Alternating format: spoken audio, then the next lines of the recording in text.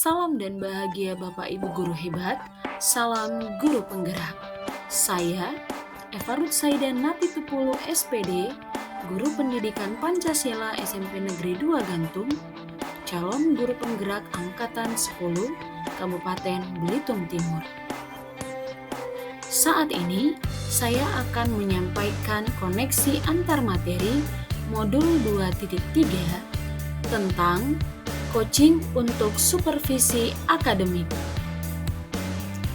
Bersama dengan fasilitator Bapak Ahmad Zamiro SPD dan pengajar praktik Ibu Nelly SPD AUD.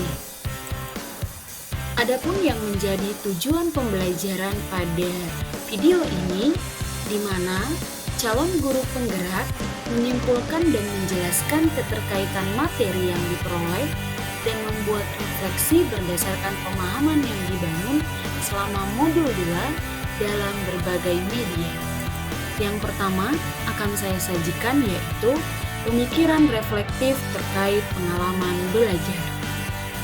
Yang pertama akan saya sajikan yaitu pemikiran reflektif terkait pengalaman belajar.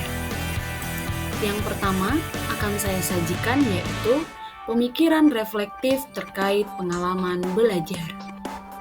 Coaching. Coaching merupakan proses kolaborasi yang berfokus pada solusi, berorientasi pada hasil dan sistematis, di mana coach memfasilitasi peningkatan atas performa, pengalaman hidup, pembelajaran diri, dan pertumbuhan pribadi dari coaching. Fakta menarik, paradigma berpikir coaching. 1. Fokus pada coaching yang akan dikembangkan. 2. Bersikap terbuka dan ingin tahu. 3. Memiliki kesadaran diri yang kuat. Dan 4. Mampu melihat peluang baru dan masa depan. Ada 3 yang menjadi prinsip coaching. Yang pertama, kemitraan. Dalam kegiatan coaching yang dilaksanakan, posisi coach dan coachee setara. Yang kedua, proses kreatif, di mana proses ini melakukan percakapan dua arah yang memicu proses berpikir coachee, memetakan dan menggali situasi coachee untuk menghasilkan ide-ide baru. Yang ketiga, memaksimalkan potensi, di mana percakapan akan diakhiri dengan suatu rencana tindak lanjut yang diputuskan oleh coachee. Ada 3 yang menjadi kompetensi inti coaching.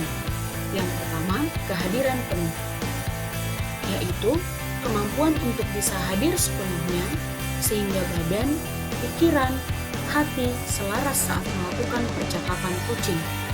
Yang kedua, mendengarkan aktif, yaitu sebagai coach, kita sebaiknya mendengarkan lebih banyak dan lebih sedikit berbicara karena pusat komunikasi adalah mitra bicara.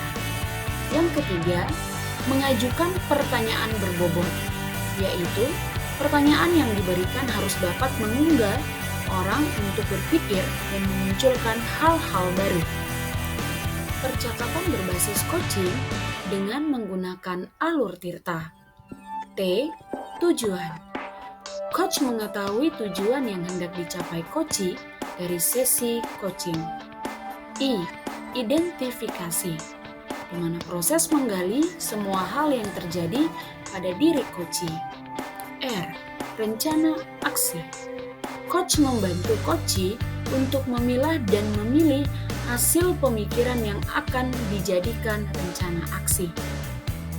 TA. Tanggung jawab, di mana komitmen coachee dalam membuat sebuah rencana aksi dan menjalankannya.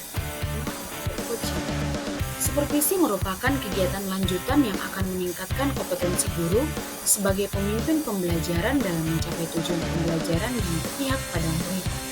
Siklus supervisi meliputi 3 tahap, yaitu pra-supervisi, supervisi, dan pasca supervisi.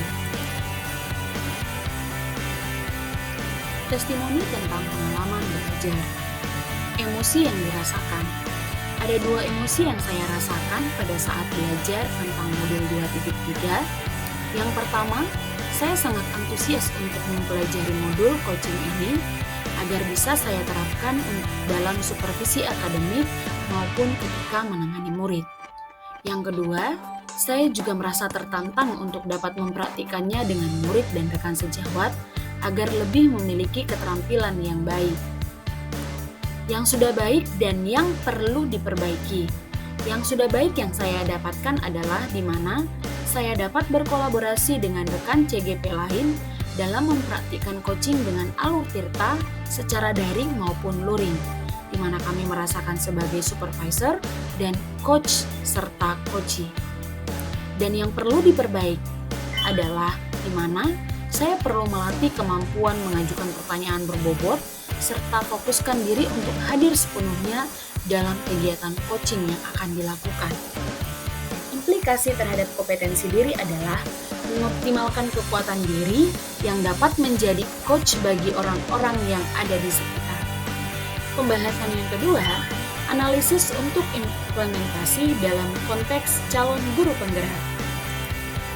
Yang pertama, memunculkan pertanyaan kritis yang berhubungan dengan konteks materi dan menggalinya lebih jauh. Pertanyaan yang saya munculkan adalah, bagaimana penerapan coaching dalam supervisi akademik di sekolah? Supervisi akademik tidak berfokus pada penilaian kualitas guru, melainkan kegiatan pemberdayaan dan pengembangan kompetensi diri dalam meningkatkan performa, mengajar, dan mencapai tujuan. Yang kedua, mengelola materi yang dipelajari dengan pemikiran pribadi sehingga tergali wawasan yang baru. Kemitraan dalam menjalankan coaching dapat terbangun dan membuka kesadaran yang akan mendorong terjadinya rencana aksi jika coaching dilandasi kepercayaan coachee pada coach. Pada kegiatan ini, kita tidak akan menemui siapa yang berada di atas atau di bawah dalam hal jabatan, karena proses kolaborasi antara supervisor dan gurulah yang terjadi. Yang ketiga, menganalisis tantangan yang sesuai dengan konteks asal calon guru penggerak, baik tingkat sekolah maupun daerah. Di sekolah tempat saya mengajar, supervisi akademik sering dianggap sebagai hal yang menakutkan karena bersifat menilai cara kerja guru dan lebih fokus pada kelemahan yang dimiliki guru. Cara saya untuk tantangan yang telah saya identifikasi, solusi yang saya berikan adalah melakukan sosialisasi coaching pada komunitas sekolah, serta mengikuti pengembangan diri terkait pelaksanaan coaching yang baik pada murid maupun rekan sejawat. Bagian ketiga, membuat keterhubungan. Pengalaman di masa lalu. Supervisi akademik dilakukan dengan satu tahapan, yakni dengan observasi saja tanpa adanya pra-observasi dan pasca-observasi. Sehingga pemikiran banyak orang, supervisi hanya menilai kinerja guru serta memberikan kritik akan kekurangan yang dimiliki guru. Dan penerapan di masa mendatang, saya akan menerapkan prinsip coaching bagi murid maupun rekan sejawat maupun pihak lain. Selain itu, saya akan melaksanakan supervisi akademik dengan menerapkan coaching yang terdiri dari kemitraan, proses kreatif, dan memaksimalkan potensi. Keterkaitan modul 2.3 dengan modul 2.1 dan modul 2.2. Untuk modul 2.1, pembelajaran berdiferensiasi.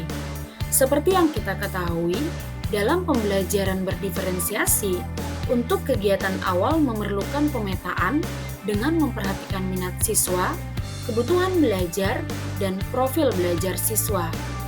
Hal ini dilakukan dalam kegiatan coaching sehingga murid mampu mengoptimalkan potensi yang ada dalam dirinya untuk menemukan solusi terbaik.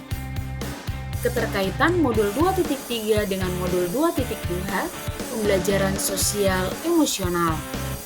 Materi dalam modul sosial emosional adalah mindfulness yang mewujudkan kesadaran diri sehingga dalam kegiatan coaching, mindfulness dapat diterapkan untuk memunculkan kehadiran penuh, mendengarkan aktif, dan memberikan pertanyaan yang berbobot.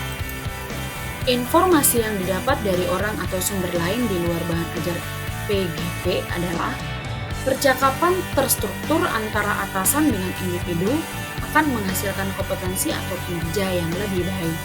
Demikian koneksi antar materi modul 2.3 tentang coaching untuk supervisi akademik.